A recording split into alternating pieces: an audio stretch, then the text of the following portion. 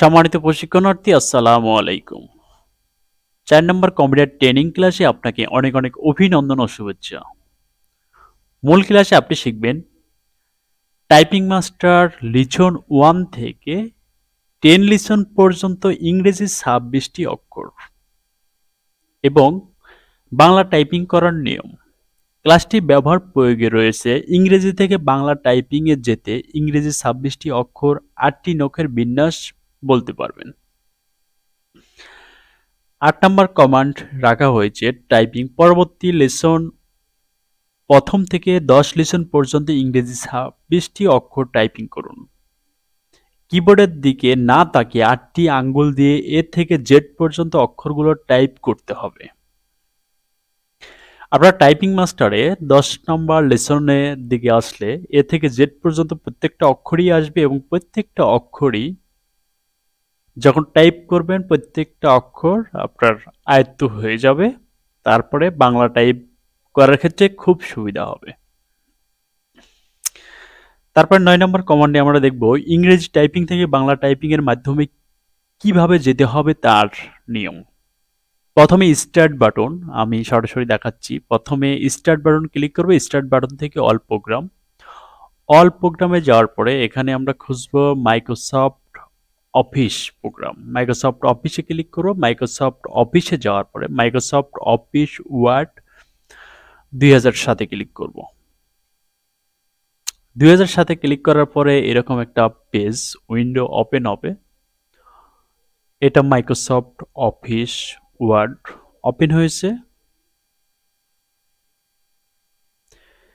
তারপরে আমাদের কম্পিউটারে বিজয় বর্ণ সেট করা থাকলে আমরা খুব সহজে বাংলা লিখতে পারবো। বিজয় বর্ণ সেট না থাকলে আমাদের বাংলা লেখা একটু অসুবিধা হবে, লেখা যাবে না। তো বিজয় বর্ণ সেট দিয়ে আছে। আমি কন্ট্রোল আল্টার বি চাপ দিয়ে বাংলা মোড নিয়ে আসবো। আমাদের অ্যাপসটা এই যে এই জায়গায় দেখাচ্ছে, এই জায়গায় আপনারা ভালো করে একটু দেখে নেবেন। আপনাদের ডেস্কটপে বিভিন্ন জায়গায় থাকতে পারে, এই জায়গায় নিয়ে আসা যাবে। তারপরে হোম রিবন থেকে এই যে ফন্ট স্টাইল চেঞ্জ হবে। বাংলা লেখার ফন্ট ৭০ এমজে, ফন্ট বক্স থেকে ৭০ এমজে সিলেক্ট করে দিতে হবে। এখন ৭০ এমজে আমি এখানে খুঁজবো ৭০ এমজে, এই যে ৭০ এমজে দিছি। ৭০ এমজে দেওয়ার পরে এই পাশে ফন্ট সাইজ মানে কি সাইজে আমি লিখবো ২৬ সাইজ দিলাম।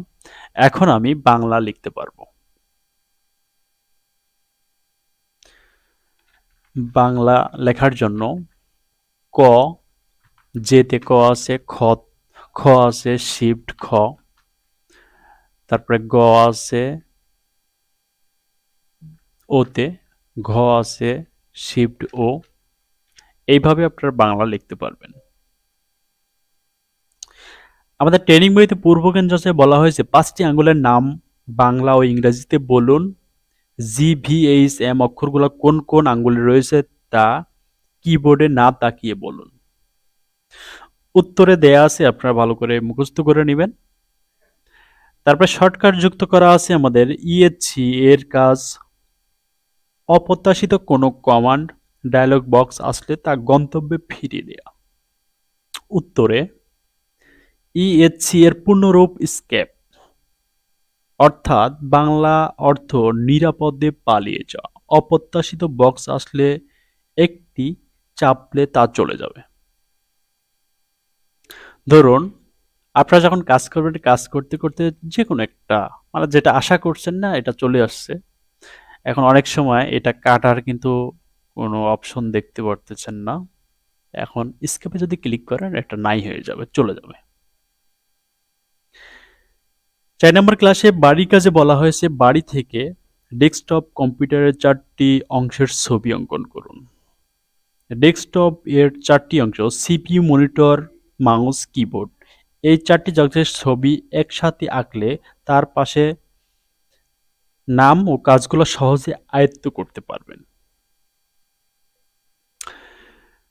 ধন্যবাদ প্রশিক্ষণার্থী আমাদের ৪ নম্বর ক্লাস মনোযোগ সহকারে শোনার জন্য, এবং আমাদের ক্লাসটা সুন্দরভাবে শুনবেন, বইটা অবশ্যই সুন্দরভাবে ফলো করবেন এবং মনোযোগ সহকারে ক্লাসটি সম্পন্ন করার চেষ্টা করবেন।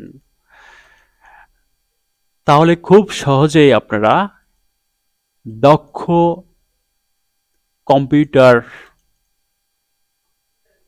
ম্যান হিসাবে নিজেকে পরিচালিত করতে পারবেন।